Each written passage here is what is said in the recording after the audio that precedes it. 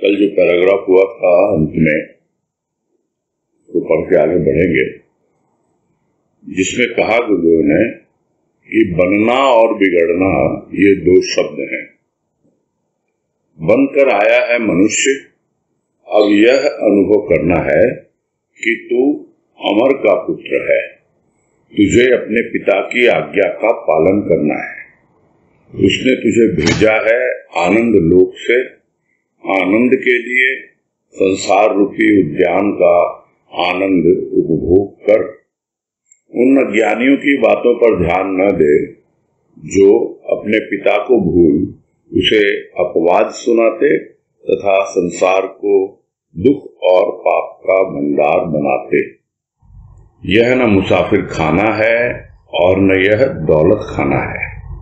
यह है चमन अर्थात उद्यान, जहाँ अनेक प्रकार के जीव जंतु, लता पेड़, पहाड़ झरने, नद नदी, समुद्र महासमुद्र देखने को मिलते हैं और बिछुड़ते हैं, हंसते हैं और रोते हैं, आते हैं और जाते हैं, खेल दिखलाते हैं और देखते हैं, कुछ पढ़ते हैं और कुछ पढ़ाते हैं, भक्ति करते और शक्ति का खेल दिखलाते, ग्रंथ लिखते और लिखाते, चर्चा करते और कराते तथा समय बिताकर चले जाते। आनंदी इन सब का खेल देखता है और आनंद की ध्वनि झंकृत करता हुआ आनंद लोक में चला जाता है। ये पैराग्राफ हुआ था कल अंत में, और यही भाव लिया था हमने कि यह तो सृष्टि का क्रम है, बनना और बिगड़ना। कुछ बनता है और उसके बाद बिगड़ता है। यही सृष्टि का क्रम है, यही जीवन है। अब बनकर के तो मनुष्य आया है, यानी परमात्मा ने तुझे मनुष्य बनाकर भेजा है और तू उस परमात्मा का अर्थात, हाँ बोलो। हेलो भैया जी, ये आज से शुरू होगा ना भैया जी? नहीं, ये कल हो चुका है, बिल्कुल हो चुका है। तो ये गलतफहमी कहाँ से आ गई आपको? नहीं, मेरे को तो पूरा ध्यान में है कि ये हो चुका है। कल ये हुआ था ना भैया जी, घर में रहकर भजन नहीं बनता, ऐसा लग रहा है। ये तो हो ही गया था, उसके बाद भी हो गया था।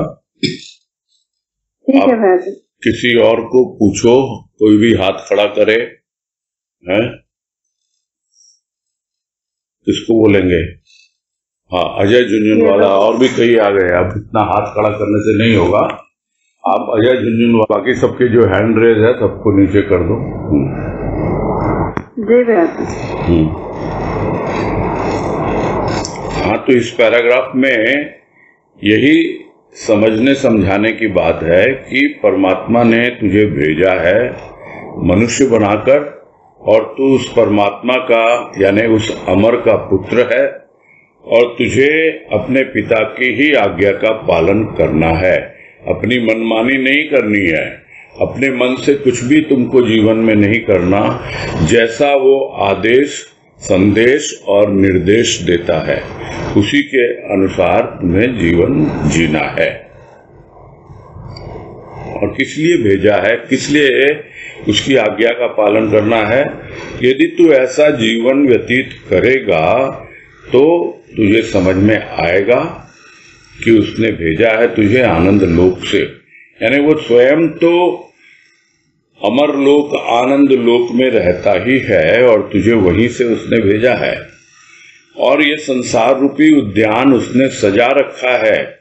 ये पूरी प्रकृति उसी की लीला है, उसी का खेल है, और इस लीला का आनंद उठाने के लिए, इस संसार रूपी उद्यान का आनंद उठाने के लिए उसका उपभोग करने के लिए तू इस धरा पर आया है, इसलिए तू इसका उपभोग कर। और उन अज्ञानियों की बातों पे ध्यान न दे जो अपने आप को बहुत ज्ञानी समझते हैं, किंतु अपने पिता को भूल बैठे हैं, उसकी आज्ञा को भूल बैठे हैं और उसे तरह तरह की उल्टी सीधी बातें कहते हैं, अपशब्द कहते हैं। इतना ही नहीं, जो परमात्मा का बनाया हुआ यह संसार है उसे दुख और पाप का भंडार बताते हैं, और बताते ही नहीं बनाते भी हैं। परमात्मा ने इतना सुंदर संसार बनाया, इतनी सुंदर सृष्टि बनाई, किंतु जो अज्ञानी है वो इसमें गंदगी फैलाते रहते हैं अपने विचारों से, और बार बार इसको दुख और पाप का भंडार कह कर इसे और ज्यादा गंदा करते हैं। तो ये समझना है कि ये अभी नहीं है जो ये लोग कहते हैं कि भाई मुसाफिर है तू, तो 4 दिन के लिए आया है और फिर तुझे चला जाना है।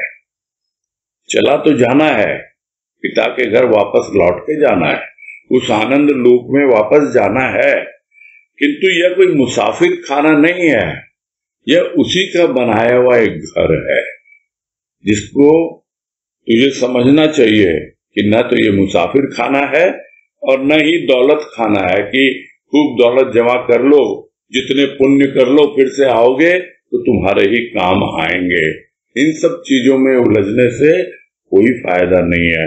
यह तो एक उद्यान है, एक बगीचा है, जहां पर अनेक प्रकार के जीव जंतु हैं, लता पेड़, यहाँ पे पूरा प्रकृति का वर्णन गुरुदेव ने किया है।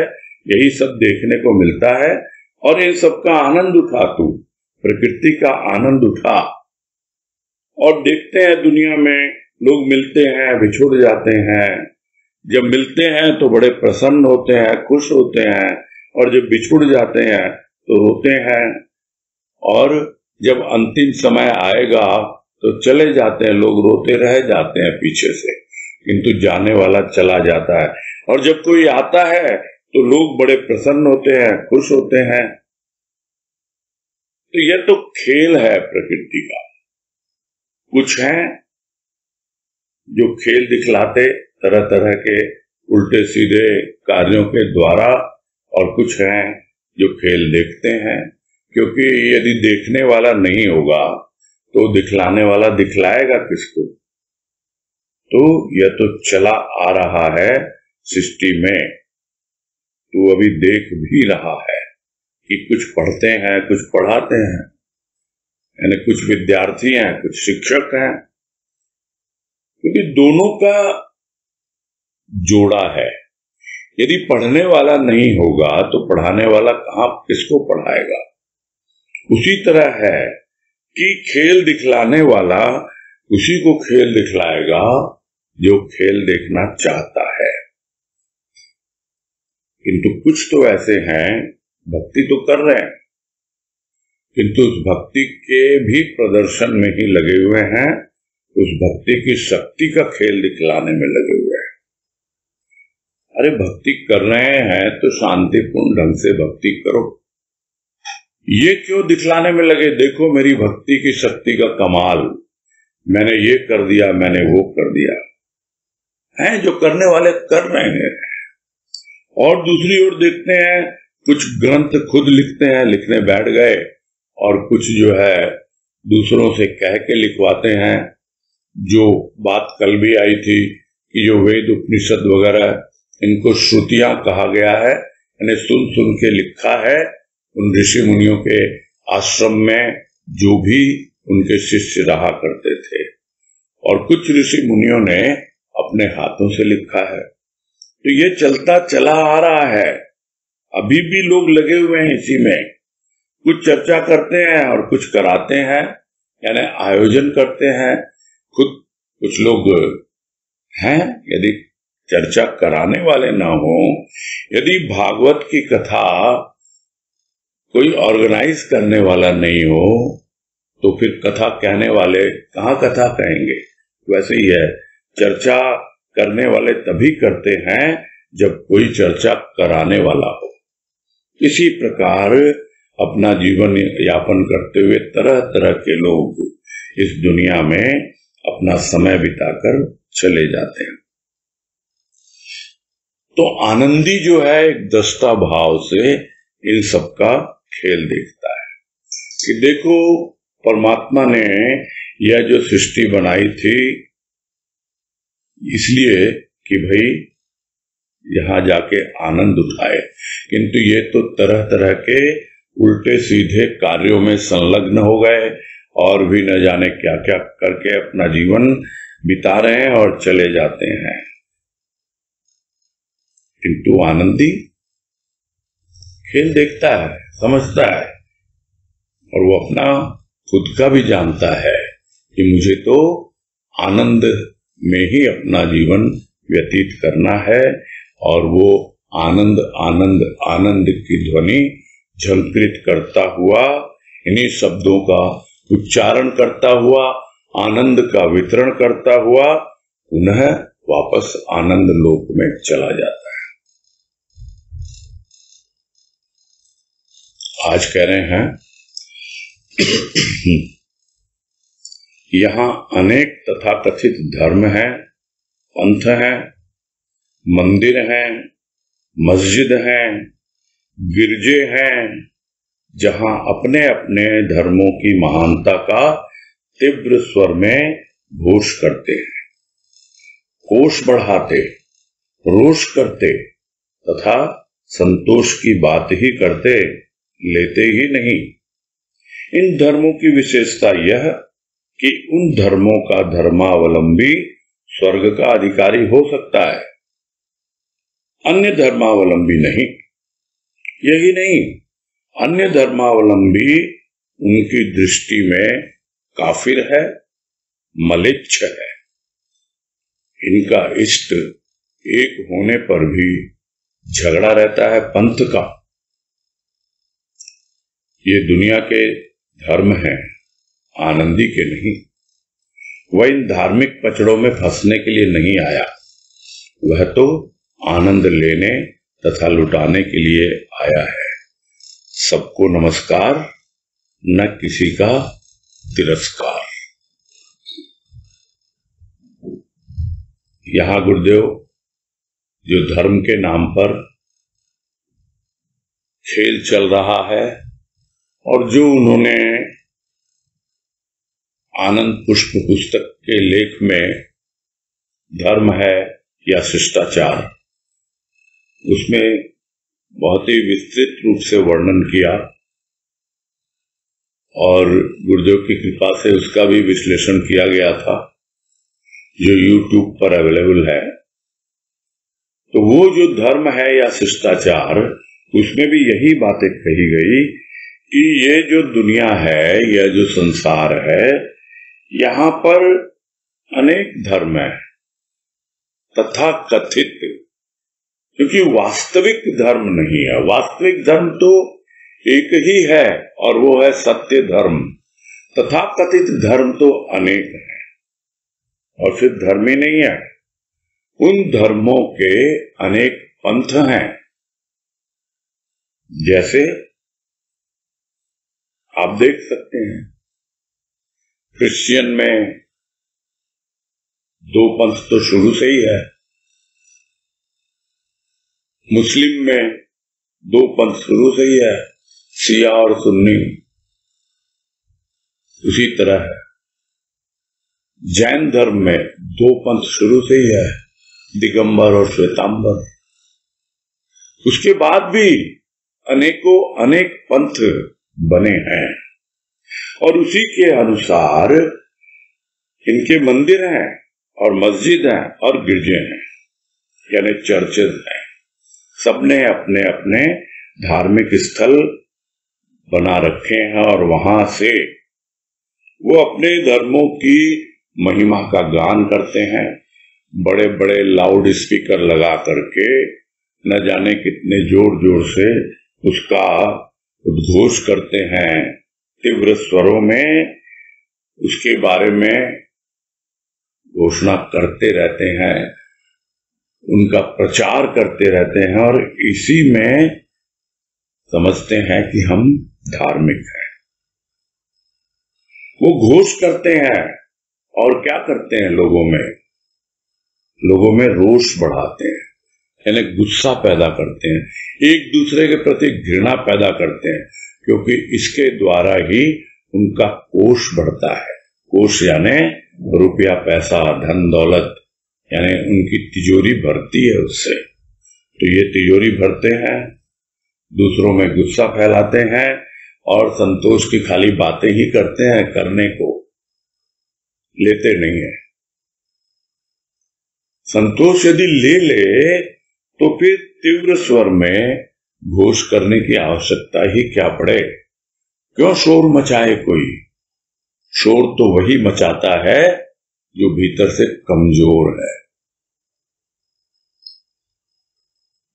जिसे लगता है कि लोग मेरी बात समझ नहीं रहे हैं। यदि लोग मेरी बात समझ रहे हों तो जोर लगाने की जरूरत ही क्या है? जोर लगाने की जरूरत ही क्या है? तो कहने का तात्पर्य यही है, यदि संतोष लेकर के बात करे तो बड़े ही शांतिपूर्ण ढंग से अपनी बात को रखा जा सकता है। किंतु ये तो तीव्र स्वर में बात करते हैं, क्योंकि क्रोध कब आता है? क्रोध तभी आता है जब हमारे भीतर रोष होता है, दबा हुआ है वो।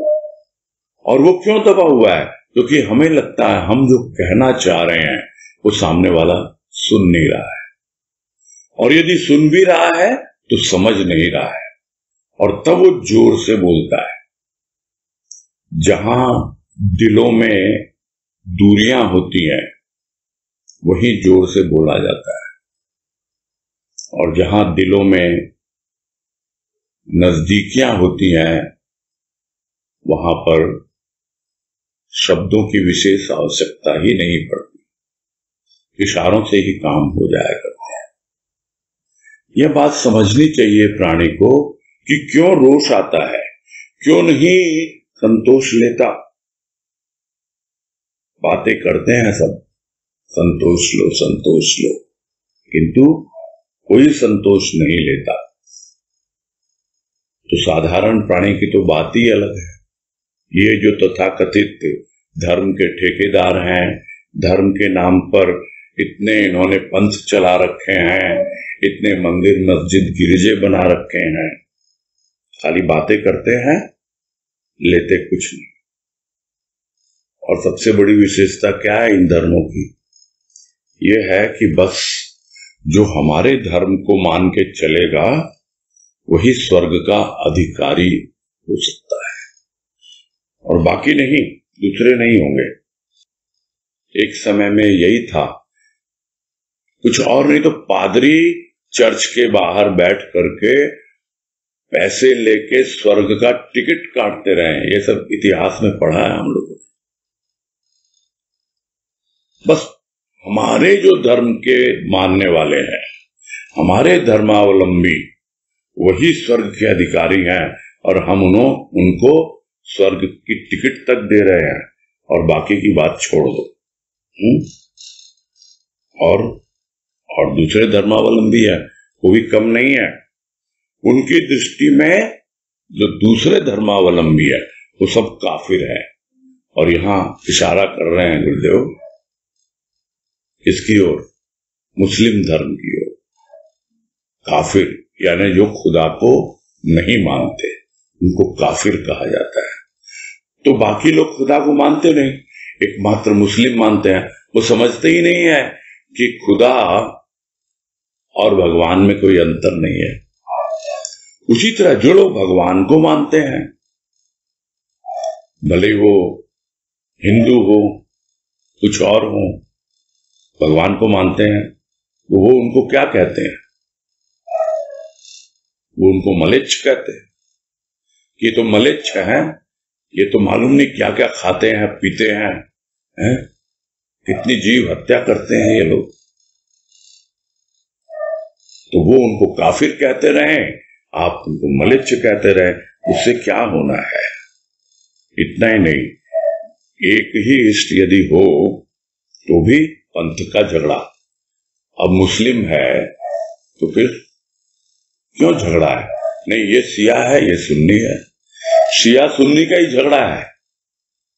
अरे जैन है तो ठीक है, झगड़ा क्या है? दिगंबर और श्वेतांबर, इसका ही झगड़ा है। इष्ट एक ही है दोनों का, मुस्लिम का इष्ट एक, जैनियों का अपना एक इष्ट एक, किंतु पंथ का झगड़ा है। ये अलग अलग पंथ चल पड़े, उनका ही झगड़ा है। तो ये सब तो दुनिया के धर्म हैं, दुनिया वाले इन्हीं धर्मों को मान के चलते हैं, किंतु जो आनंदी होता है उसका धर्म तो सत्य होता है और वो सत्य की राह पर ही चलता है। वो इन तथाकथित धार्मिक पचड़ों में नहीं फंसता। उसको पता है मैं तो आनंद उठाने के लिए आया हूं और आनंद लुटाने के लिए आया हूं। संसार का आनंद उठाओ और जो कुछ मिला वो लोगों में वितरित करो। अपने आप ही समझ में आने लगेगा कि हम किसी धर्म विशेष के अवलंबी नहीं है, मानने वाले नहीं है, हम तो आनंदी हैं। हमारा काम आनंद उठाना, आनंद पूर्वक अपना जीवन बिताना और सद्गुरु की कृपा से जितना संभव हो आनंद वितरित करना। तो ये सब बातें कह के अंत में गुरुदेव यही कह रहे हैं, भाई हमारा काम किसी का तिरस्कार करना नहीं है, किसी को नीचा दिखाना नहीं है। हम तो सबको नमस्कार करते हैं और जिसको कहते हैं दूर से ही नमस्कार करते हैं, क्योंकि हम ऐसे हैं कि ना काहू से दोस्ती ना काहू से बैर। न तो हमें किसी से दोस्ती करनी है और ना ही किसी से बैर लेना है। हमको तो जीवन का आनंद उठाना है। आगे कह रहे हैं, झंझट तो स्वार्थ ने फैलाए, किसी धर्म ने नहीं। मजहब अर्थात धर्म तो महज रास्ता बतलाता है सुख से रहने का, युद्ध और लड़ाई नहीं। यदि किसी प्रवर्तक ने ऐसा कहा है तो उसने सुख के स्थान पर दुख के बीज ही बोए हैं, जिसका फल आज भी उस धर्म के अनुयायी भोग रहे हैं।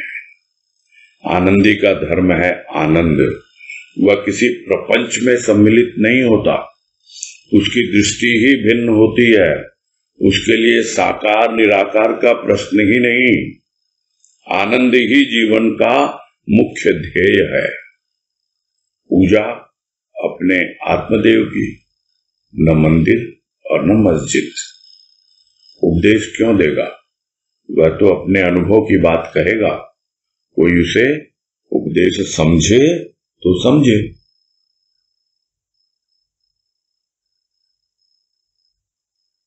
तो इसमें यही समझा रहे हैं गुरुदेव कि यह जितना कुछ प्रपंच फैला हुआ है धर्म के नाम पर,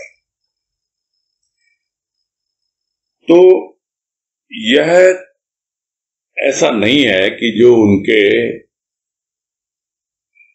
क्या कहा जाए, जिन्होंने धर्म चलाया या धर्म विशेष की स्थापना की,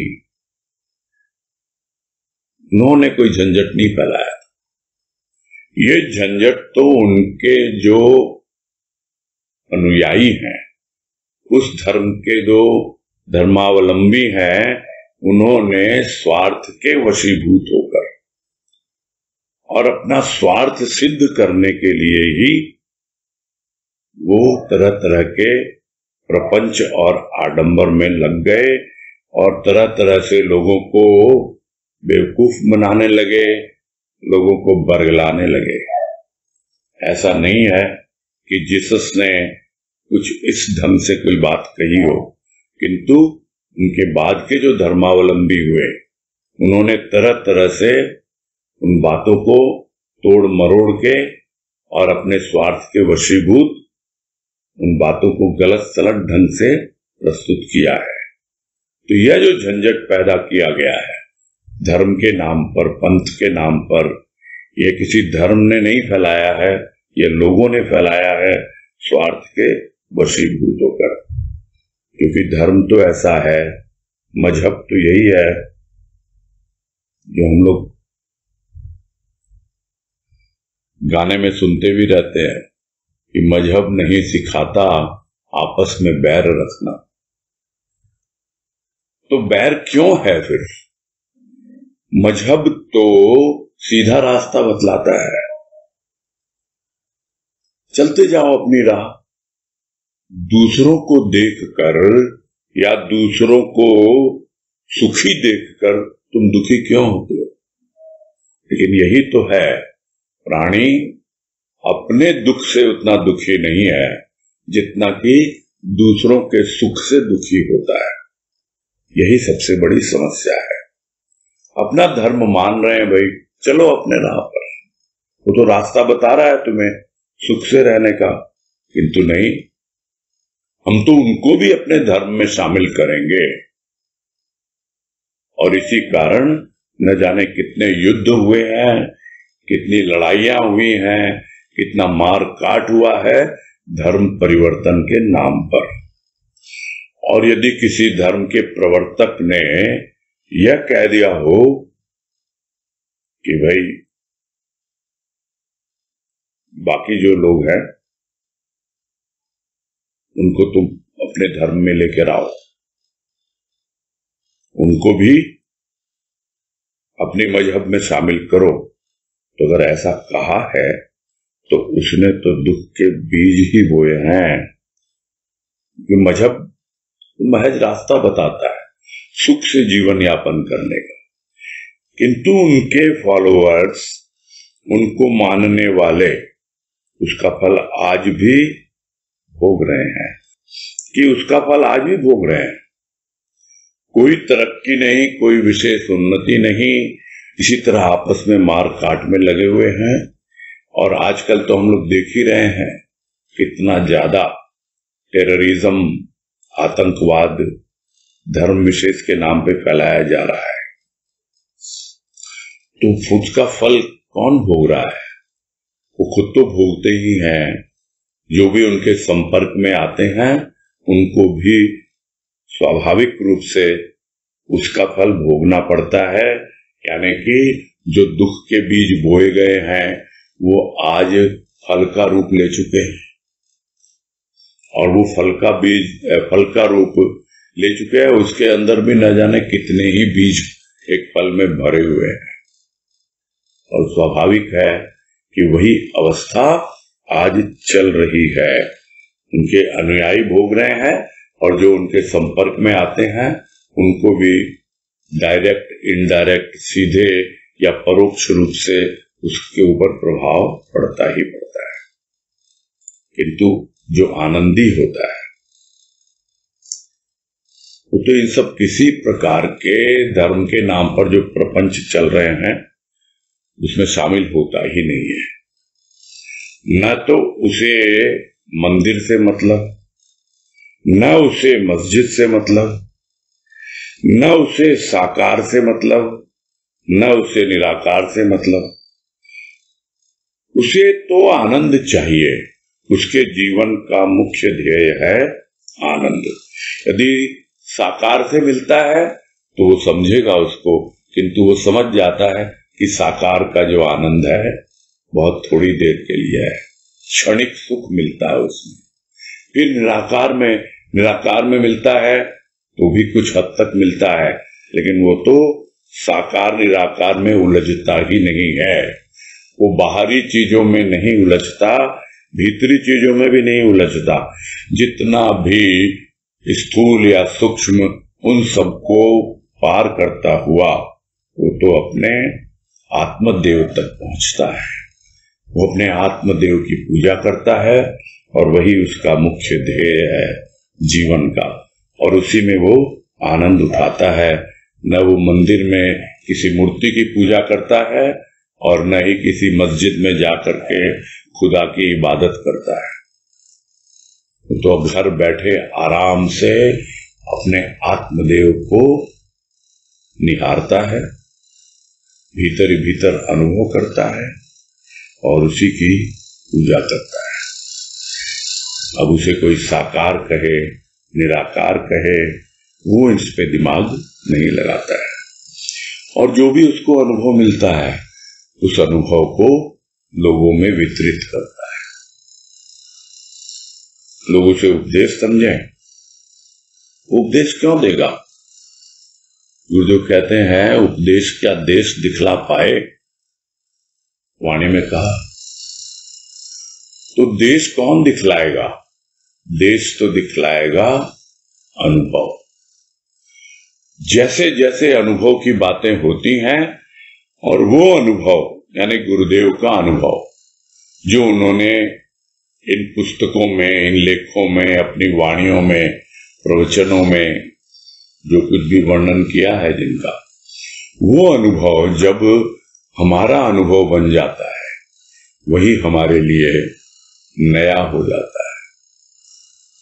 अन्यथा कुछ भी नया नहीं है।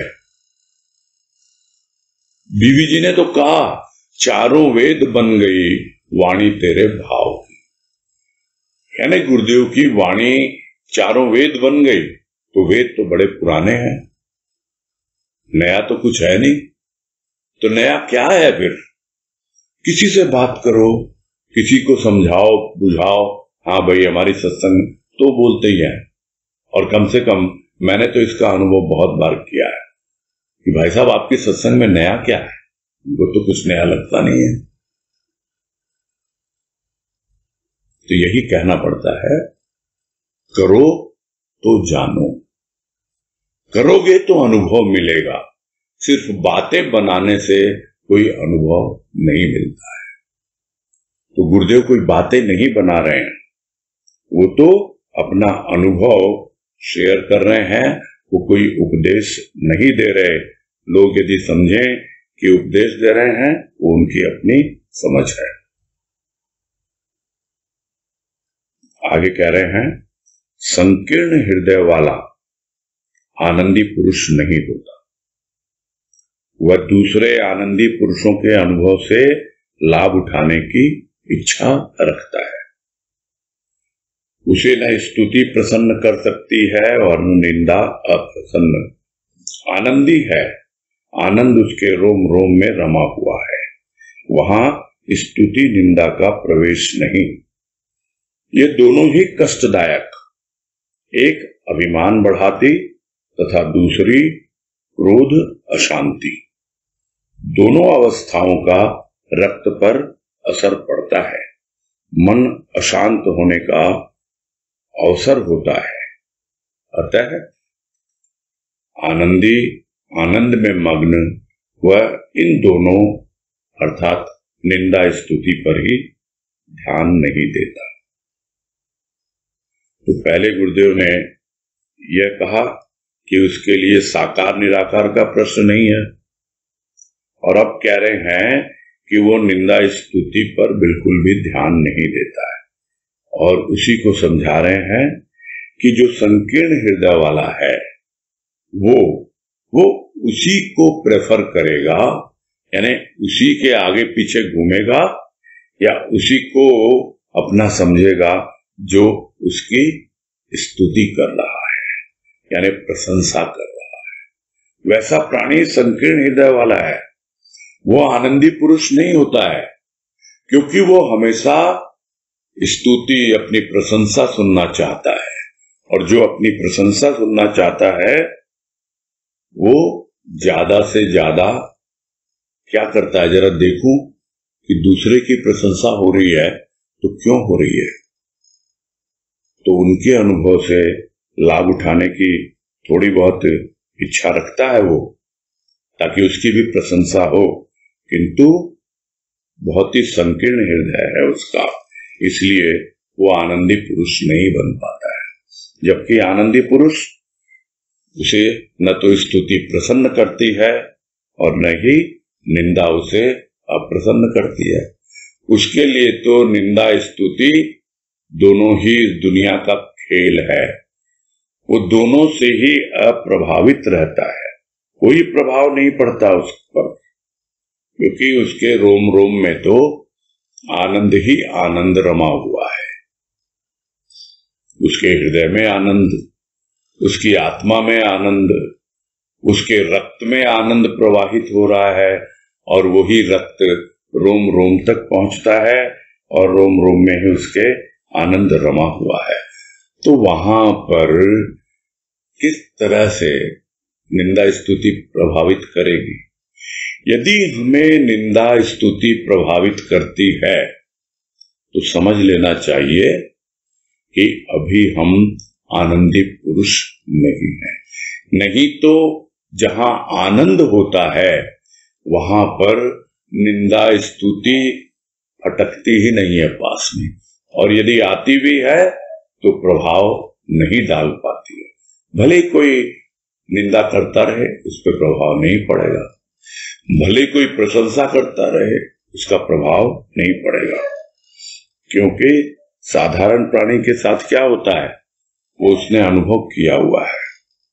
ये दोनों ही कष्टदायक हैं। जब वो आनंदी पुरुष नहीं था उसके पहले का अनुभव उसे याद है कि ये दोनों ही कष्टदायक है। कोई यदि स्तुति करेगा, प्रशंसा करेगा, तो उसको उसका जो अहंकार है, उसका जो अभिमान है वो बढ़ने लगता है, यानी वो फूल के कुप्पा हो जाता है। कितना फुलाता है अपने अहंकार को जो प्रशंसा करने वाला है, उसको पता है या नहीं, किंतु प्रशंसा सुन के प्राणी का अभिमान और बढ़ जाता है कि देखो मैं क्या हो गया। दुनिया मुझे पूछती है, और यदि कोई पूजने लगे उसे तो यही लगेगा दुनिया मुझे पूजती है। भले वो ज्ञानी हो, उसके लिए प्रशंसा से बचना कठिन हो जाता है। जो बाबा ने कहा अपनी वाणी में, जो गुरुदेव ने व्यक्त की है बाबा बलदेव वाणी में, कि ज्ञानी के लिए भी प्रशंसा से बचना बहुत कठिन हो जाता है। कामना वासना से तो फिर भी बच जाता है, और निंदा तो कोई सुनना ही नहीं चाहता है, और न सुनना चाहे किंतु कान में तो आ ही जाती है बातें, तो उससे क्या होता है?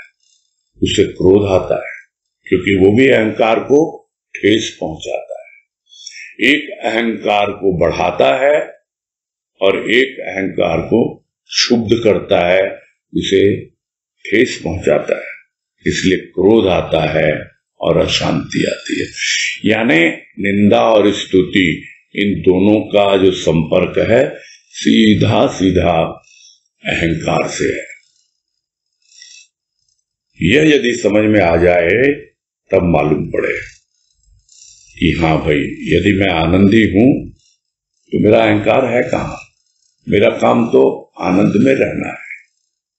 अहंकार तो कब का गिर चुका, तो फिर क्यों तो प्रशंसा से प्रभावित हूं और क्यों निंदा से।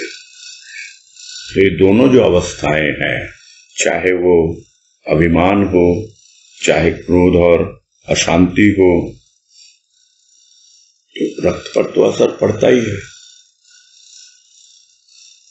अभिमान होगा और बढ़ाएगा उसको, क्रोध और अशांति होगी तो एकदम रक्तचाप बढ़ जाता है,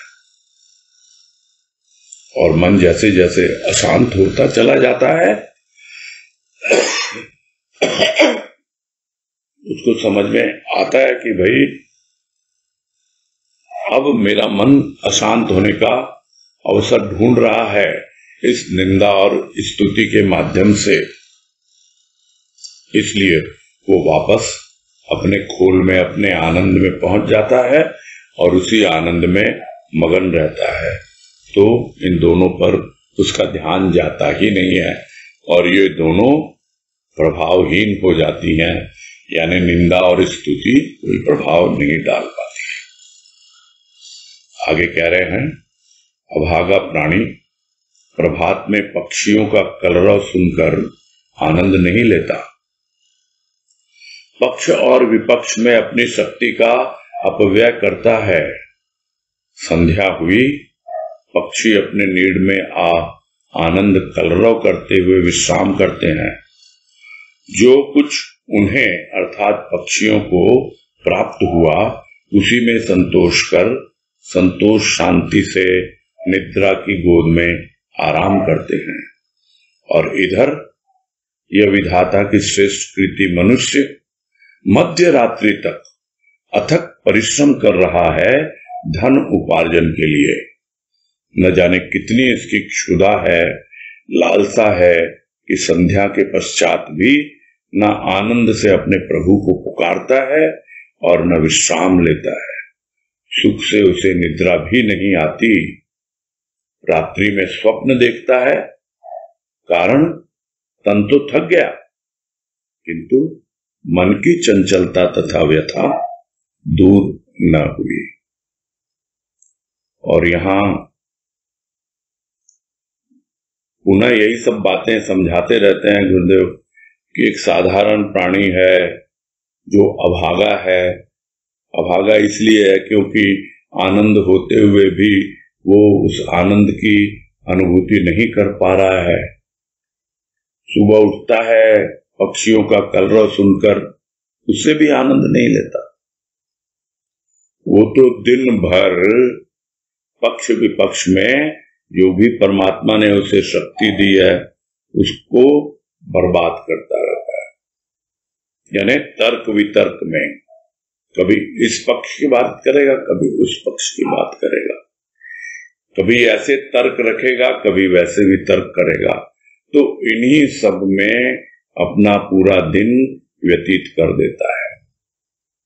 अब संध्या हुई तो संध्या हुई, पक्षी तो वापस आ गए अपने घोंसले में, अपने नीड़ में, अपने घर में, और आनंद से कलरव करते हुए विश्राम करते हैं पक्षी तो। लेकिन यह अभागा प्राणी संध्या हुई फिर भी घर नहीं लौट रहा है। पक्षी क्या कर रहे हैं? घर लौटकर जो कुछ भी दिन भर प्राप्त हुआ उसमें संतोष करते हैं और शांति से अपने निद्रा की गोद में आराम करते हैं। ये तो पक्षियों का हाल है, किंतु यह जो विधाता की श्रेष्ठ कृति है, यह मानव, यह मनुष्य, यह तो लगा हुआ है। संध्या हुई तो भी नहीं, मध्य रात्रि तक, मिडनाइट, तब तक लगा हुआ है, काम में लगा हुआ है, अथक परिश्रम। सोचता है मैं थका नहीं, और किस लिए? धन कमाने के लिए। तो धन उपार्जन के लिए सुबह से शाम तक इसी तरह लगा रहेगा।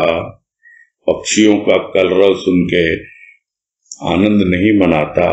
पक्षी आनंद से अपने गए विचरण किया, जो कुछ भी दिया देने वाले ने वो लिया और आके आराम से संध्या हुई और अपने घोंसले में आके सो रहे हैं, विश्राम कर रहे हैं। किंतु यह तो अपने घोंसले में ही नहीं पहुंचता, अपने घर में ही नहीं पहुंचता, बस दौड़ रहा है यहां से वहां। किसके लिए? धन कमाने के लिए। पता नहीं कैसी इसकी भूख है, कैसी इसकी लालसा है।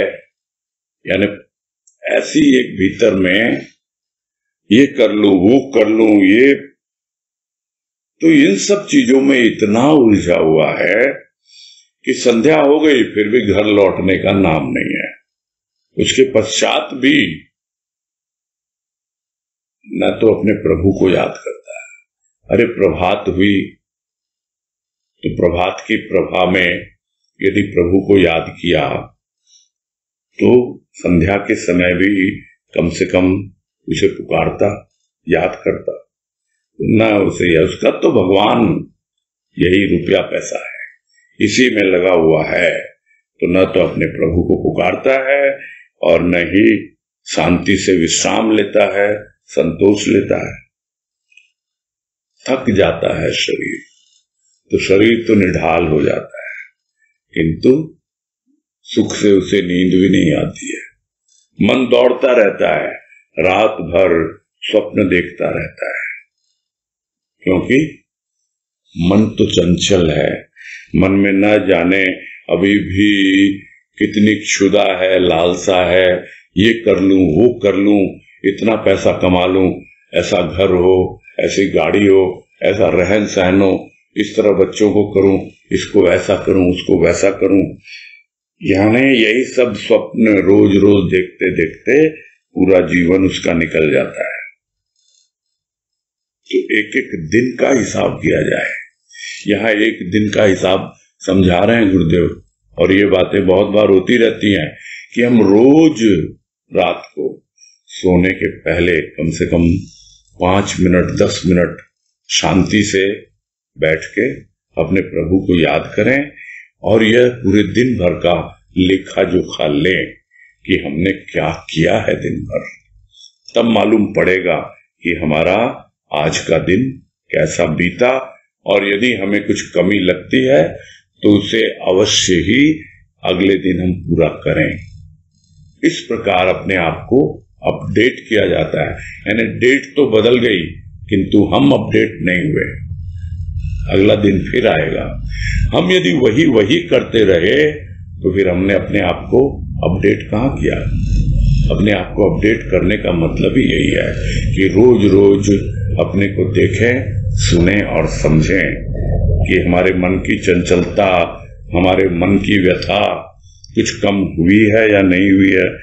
क्या अभी भी हमारा मन ऐसे ही रात्रि में उल्टे सीधे स्वप्न देखता है? क्या अभी भी हमारा शरीर दिन भर काम करके एकदम थक जाता है? ये सब कुछ हमें खुद समझना होगा, तब मालूम पड़ेगा कि हाँ भाई, हम आनंद के अभिलाषी हैं या नहीं है। यदि आनंद के अभिलाषी ही नहीं है तो फिर आनंद मिलेगा कहां से? बस यही पूरा कर।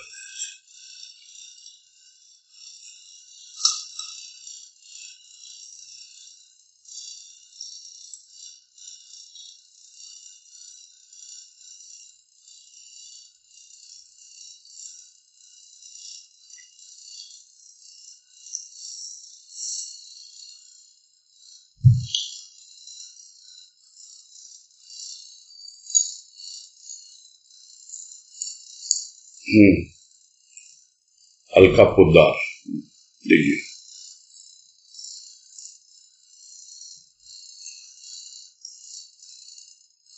हरिओम भैया। हाँ हरिओम, बोलिए। हाँ भैया, एक बात है, ये आज जो पढ़ रहे हैं, आज हुआ जो पैराग्राफ 51 पेज पे, संकीर्ण हृदय वाला आनंदी पुरुष नहीं होता, ये वाला पैराग्राफ है ना, तो इसमें भैया एक निंदा की बात आ रही है। संकीर्ण हृदय वाला आनंदी पुरुष नहीं होता। हाँ जी, ये बोला, इस पैराग्राफ में एक निंदा और स्तुति की बात आ रही है ना मुझे। हाँ जी, हाँ जी। हाँ, तो थोड़ा सा इसमें एक मन में एक बात आ रही थी कि आलोचना और निंदा में एक ही है या फर्क होता है भैया? थोड़ा सा ये समझना था। हाँ, आलोचना निंदा से पहले की स्थिति है। बहुत लोगों तो आलोचना भी सहन नहीं होती है, निंदा उसके बाद आती है। निंदा मतलब बुराई। हाँ। बुराई कर रहे हैं हम उसकी।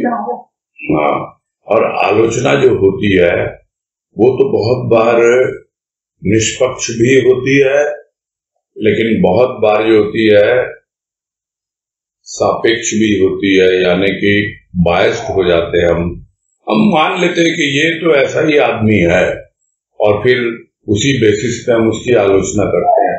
निष्पक्ष होके आलोचना करना बहुत कठिन है,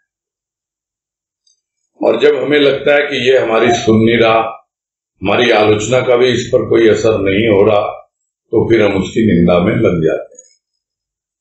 तो आलोचना जो है निंदा से पहले की स्टेज है, बहुत से लोग आलोचना से थोड़ा सुधर जाते हैं यदि वास्तव में देखें कि हाँ भाई हमसे गलती हुई है, हमारी आलोचना हो रही है।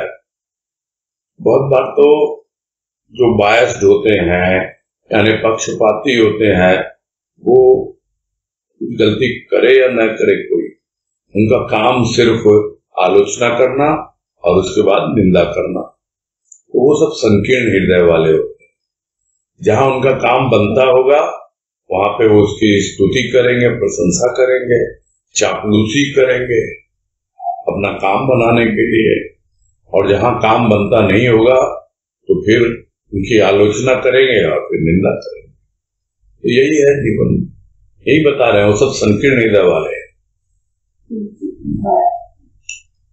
और दूसरा भी ये एक नेक्स्ट पैराग्राफ में एक बात और आई कि अभागा प्राणी प्रभात में पक्षियों का कलरव सुनकर आनंद नहीं लेता और पक्ष और विपक्ष में अपनी शक्ति का अव्यय करता है। तो भैया मुझे ये थोड़ा सा पक्ष और विपक्ष में अपनी शक्ति का अव्यय करते हैं थोड़ा समझ नहीं आ रहा। कभी निंदा में लगता है, कभी स्तुति में लगता है। अच्छा, हाँ, पक्ष विपक्ष यही है। जहां काम बन रहा होता है उसकी साइड ले लेता है, उसके पक्ष में, ताकि उसका काम बन जाए। जहां काम नहीं बन रहा होता है तो उसकी निंदा में लग जाता है, उसके अगेंस्ट बोलने लगता है। विपक्ष यानी उसके अगेंस्ट में चला गया।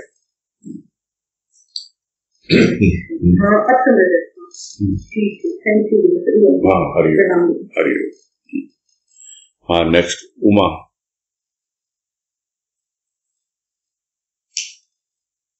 बोलिए उमा जी।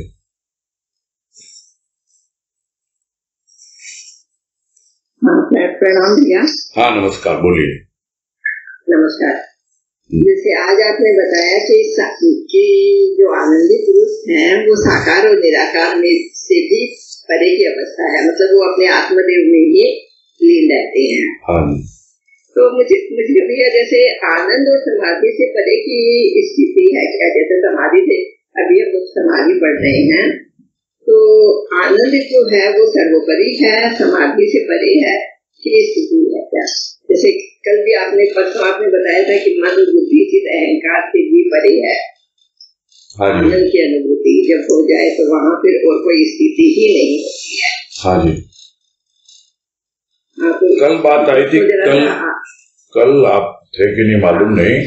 कल ये प्रश्न कल ये प्रश्न किसी बहन ने किया था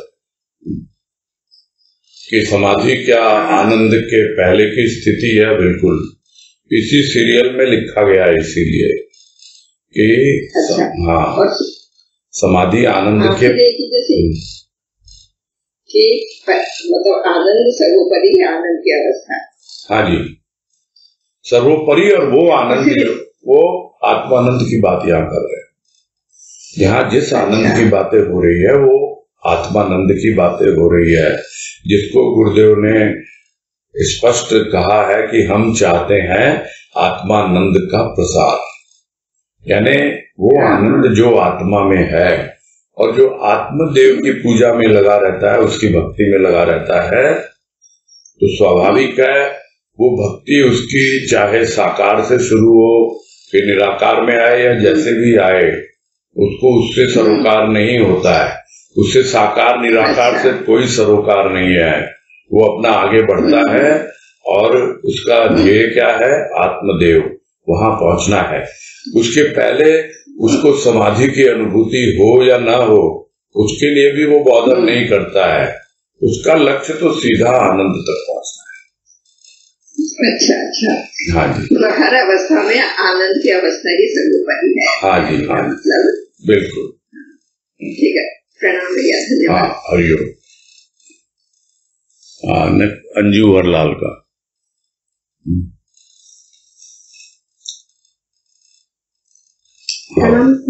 हाँ, नमस्कार, बोलिए।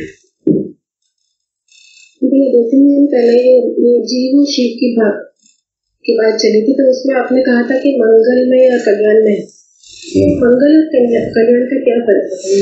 इंग्लिश में तो दोनों का मीनिंग वेलफेयर आता है, इसमें क्या डिफरेंस है मंगल और कल्याण में?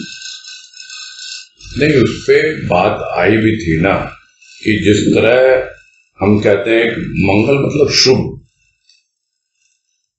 शुभ जो होता है यानी शुभ अवसर होते हैं हमारे जीवन में आते हैं, मांगलिक अवसर होते हैं जिसको कहते हैं, जैसे कोई शादी विवाह हुआ, कोई उत्सव है, कोई त्योहार है, तो एक शुभ अवसर है, एक मांगलिक अवसर है, इस तरह से हम लेते हैं उसको। तो मंगल करने का जो अवसर मिलता है हमको, मांगलिक अवसर, वो तो यदा कदा मिलता है, किंतु जो गुरुदेव का वो मंगलमय रूप समझ लेता है वो अपना मंगल करने में जुट जाता है। यानी प्रत्येक दिन उसके लिए त्योहार है, प्रत्येक दिन उसके लिए उत्सव है। यानी वो हर दिन सुबह उठता है, जो बात आज भी आई कि चिड़िया चहचहाती हैं, कलरव कर रही हैं और उनसे वो भी एकदम प्रसन्न है, गाता है, गुनगुनाता है, मगन रहता है। तो इस प्रकार एक एक दिन उसका उत्सव बन जाता है, तो उसका मंगल होना शुरू होता है। यानी उसकी यात्रा जो है अब जीव से शिव की ओर प्रारंभ हो गई।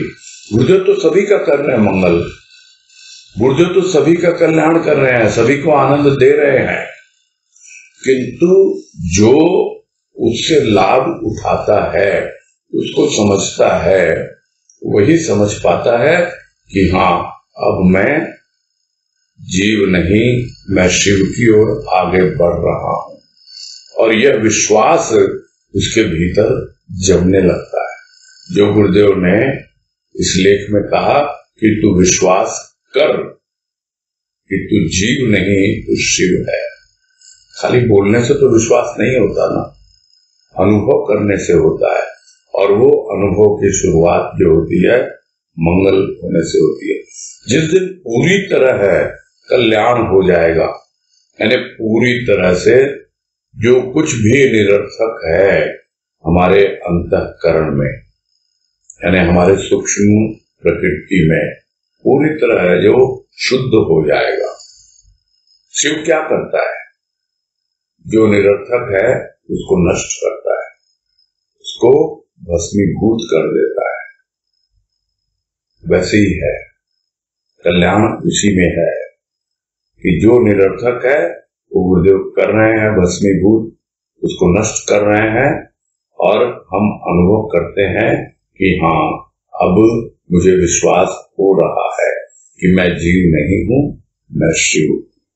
तब जाकर के जो गुरुदेव का जो तीसरा जो रूप है आनंदमय गुरुदेव, जो आनंद आनंद इस लेख में बात हो रही है बार बार, तब वो मालूम पड़ेगा कि उनका रूप क्या है, आनंदमय, कल्याणकारी है वो, उसके पहले मंगलकारी है और बाद में आनंद दाता है।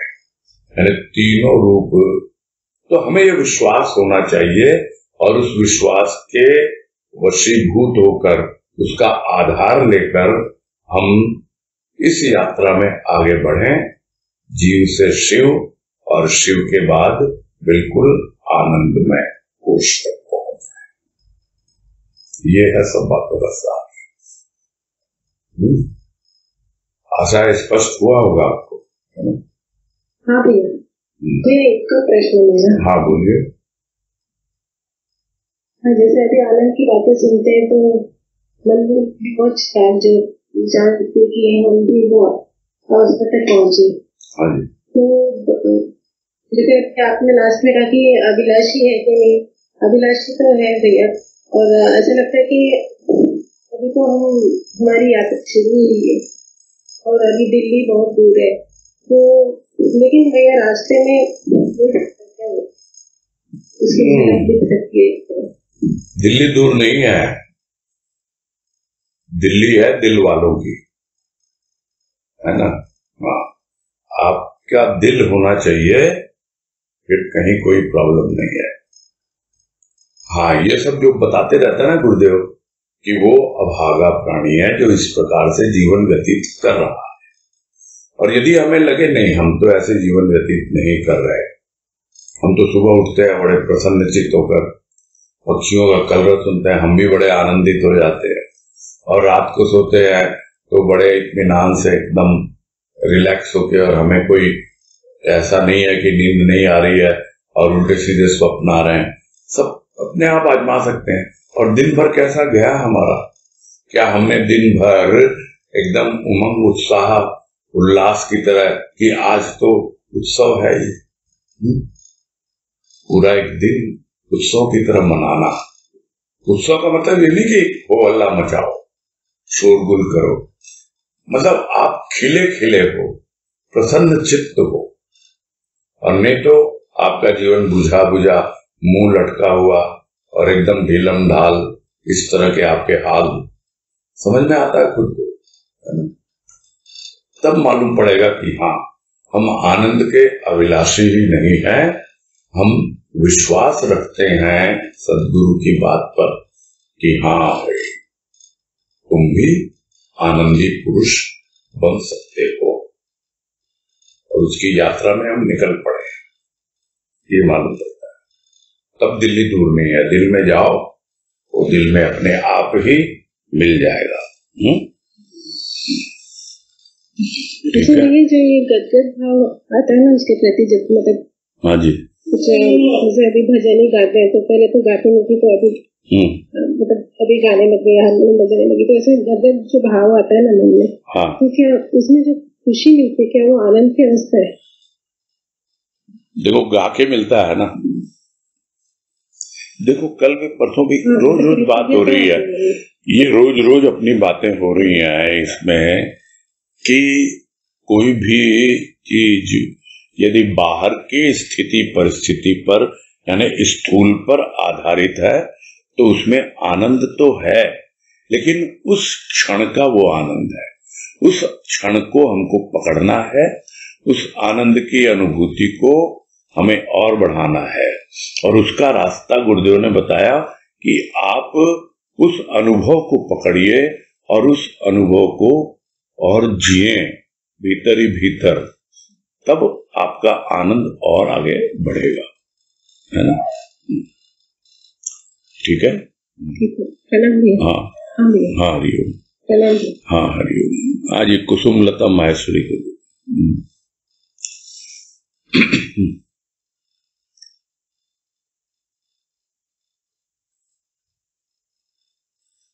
हाँ बोलिए। क्या अनम्यूट किया था फिर वापस म्यूट कर लिया, क्या हुआ? हाँ अभी हुआ, अनम्यूट हुआ, बोलिए।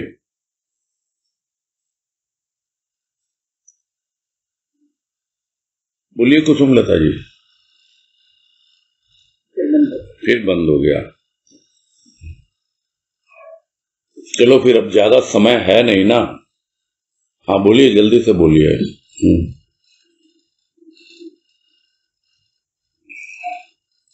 हेलो,